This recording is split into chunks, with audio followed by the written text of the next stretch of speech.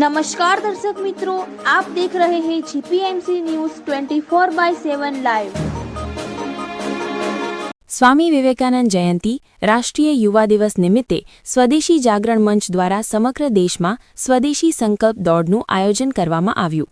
12 જાન્યુઆરીના રોજ સમગ્ર ગુજરાતમાં જેમ કે પાટણ, રાજકોટ, માલપુર, મોડાસા વગેરેથી આ દોડને ઉત્સાહભેર પ્રતિસાદ મળ્યો હતો અને મોટી સંખ્યામાં સ્કૂલ તથા કોલેજના વિદ્યાર્થીઓએ સ્વદેશી દોડમાં ભાગ લીધો હતો।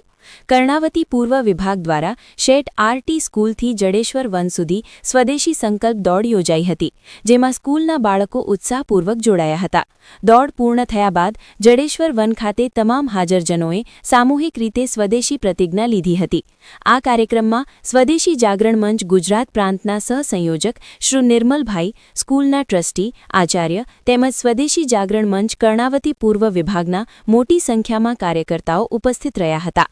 અહેવાલ નિર્મલ પટેલ, જીપીએમસી ન્યૂઝ 24/7 લાઈવ।